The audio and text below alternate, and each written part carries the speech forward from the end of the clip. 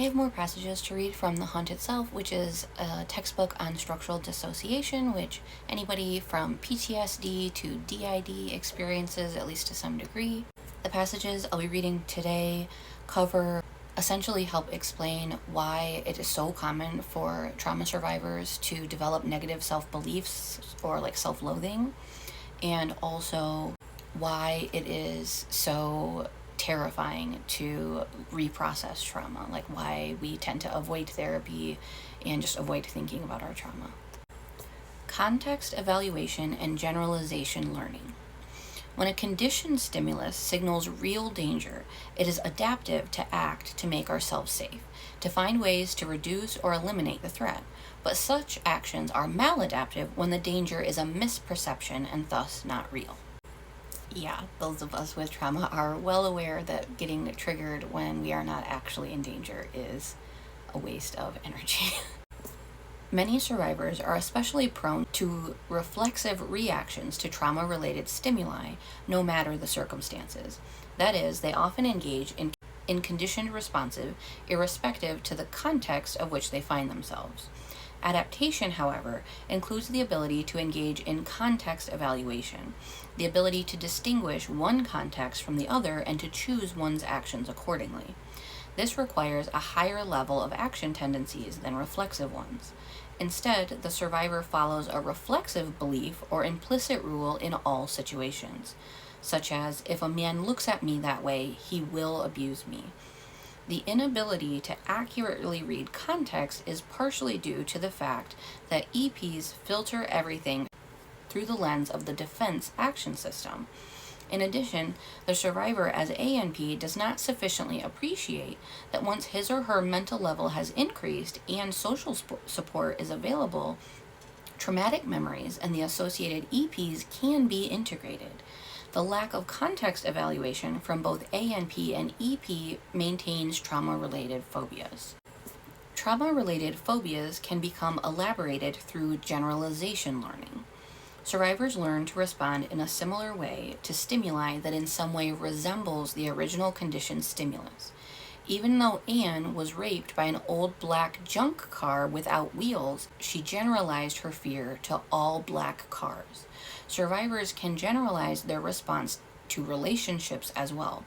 For example, Margaret is afraid of all men. Brett becomes panicked when he is kissed by any woman, and Sandy has an immediate shame response when anyone hugs her. When survivors are unable to accurately perceive the present context and have generalized many stimuli in daily life, such that they have inappropriate reactions, they are not able to be fully in the present. That is, they lack presentification. As noted earlier, presentification involves an accurate assessment of the present, the past, and the future, and how they are related, while recognizing that the present is the most real. When survivors unduly fear and avoid traumatic memories, dissociative parts, and other trauma-related actions, they are not sufficiently or accurately evaluating the present. Instead, they retract their field of consciousness to the past, in which they were unable to integrate their traumatic experiences. Evaluative conditioning. Evaluative conditioning is the unconscious, automatic, and persistent transfer of our dislike of one stimulus to another. When we are simultaneously exposed to a neutral stimulus and a stimulus that we naturally dislike, we will also start to dislike the previously neutral stimulus. The neutral stimulus can become inherently unattractive after a single time of pairing it with the disliked stimulus. For example, when an individual has sexual feelings during sexual abuse, experiencing sexual feelings can become inherently aversive. Evaluative conditioning is not well known in the trauma field, but its effects are pervasive in traumatization and may remain treatment resistant when not recognized. Evaluative conditioning explains to a large degree how survivors learn to hate themselves when they are abused and neglected. When they are inherently pair themselves, I, with the maltreatment, they begin to negatively evaluate their very being, such as I am bad.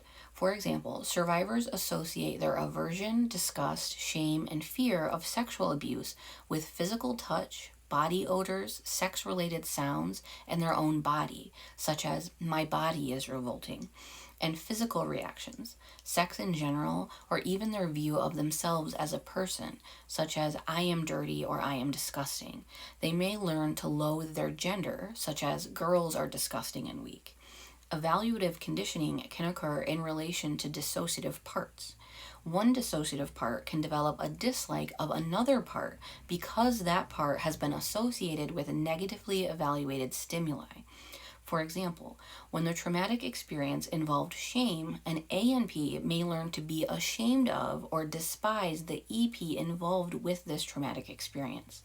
For example, as the day child, ANP hated the night child, or EP, that endured sexual abuse.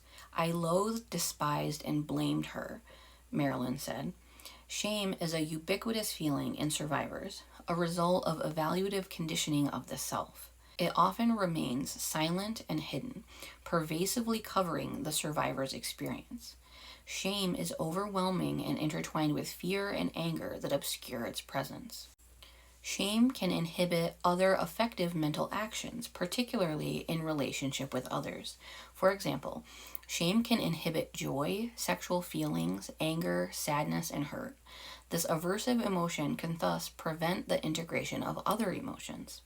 Evaluative conditioning not only occurs with negative feelings in survivors, it can also relate to positive feelings. For example, a survivor may pair a positive feeling of closeness with sex and become promiscuous, constantly seeking sex as a maladaptive way to feel close. Others may pair a positive feeling of being in control and powerful with aggression or even sadism, and thus become perpetrators themselves. Conditioned negative evaluations maintain structural dissociation. For example, a submissive EP will fear and avoid a fight EP that reflexively hates, insults, or hurts the submissive EP. Such unjustified but understandably harsh feelings and ideas are hard to change because the effects of evaluative conditioning are impervious to extinction or cognitive correction. Exposure to the conditioned stimulus and insight will not change the negative evaluation. For example, exposure of a fight EP to a submissive EP is not enough. Effective therapy involves counter-conditioning. For instance, the therapist helps the fight EP associate the submissive EP, which was the negatively evaluated stimulus, with a realization that the submission had survival value, or positively evaluated stimulus. Thus, the fight EP eventually learns to associate empathy and appreciation with the previously despised submissive EP. The same process can occur in reverse, with a submissive EP learning to appreciate the survival value of the fight EP. In this way, survivors can be supported to accept all aspects of themselves, including thoughts, feelings, wishes, and dissociative parts.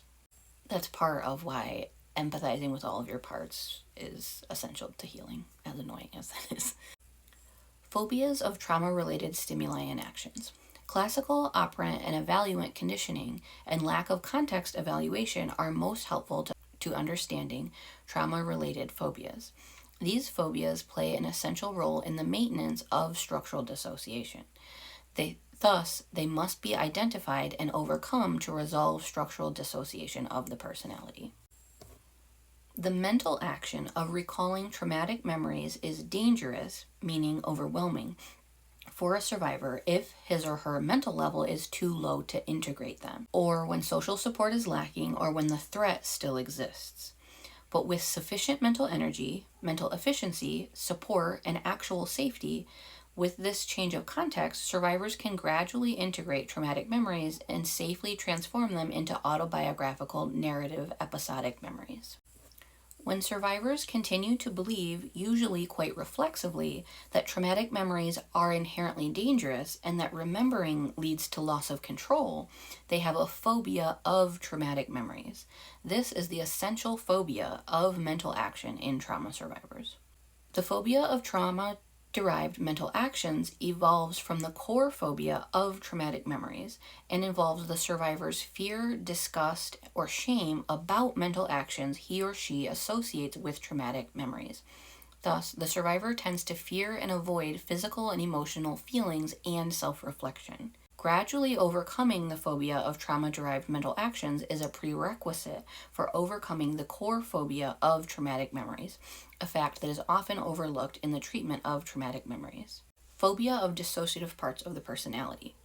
A specific phobia of trauma-derived mental actions is the phobia of dissociative parts of the personality. The fear, anger, disgust, or shame felt by one part for another is variable.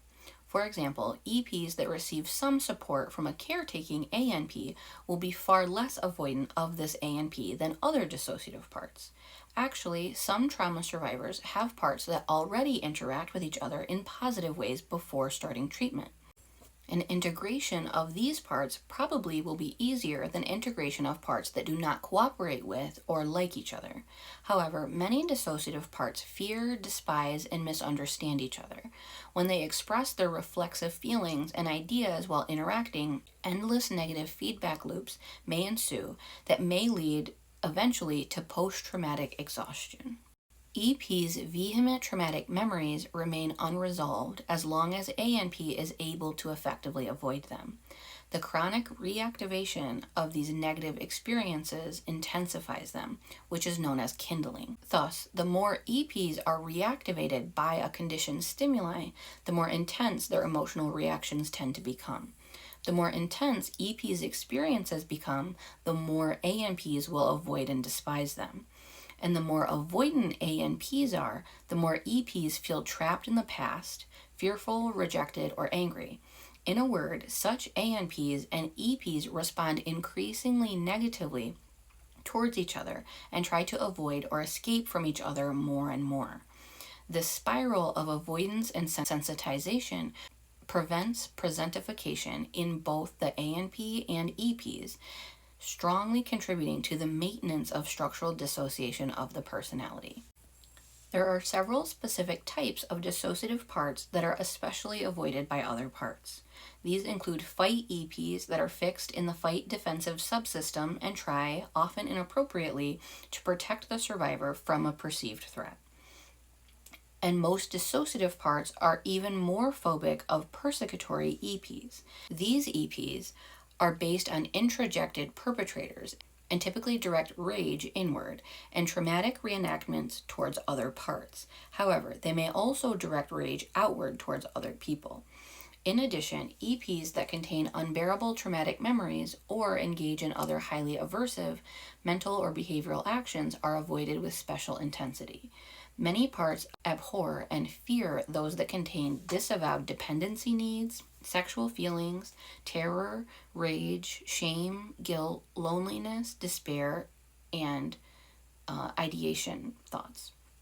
Not only are these feelings and wishes avoided because of their intensity and pain, but survivors often cannot make the distinction between feeling and doing, between mental actions and behavioral ones, a problem with degrees of reality, involving a lack of differentiation between the subjective and objective world.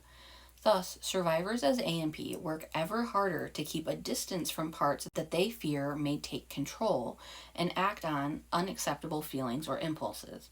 Along with overcoming the phobia of other trauma-related mental actions, the successful treatment of the phobia of dissociative parts is essential prior to overcoming the phobia of traumatic memories. For many survivors, interpersonal relationships become conditioned stimuli that evoke parts fixed in attachment approach or attachment avoidance. Phobia of attachment is often paradoxically accompanied by an equally intense phobia of attachment loss. Different parts of the personality typically experience these opposite phobias. They evoke each other in a vicious cycle, with a perceived change in closeness or distance in a relationship resulting in the well-known pattern of "I hate you, don't leave me."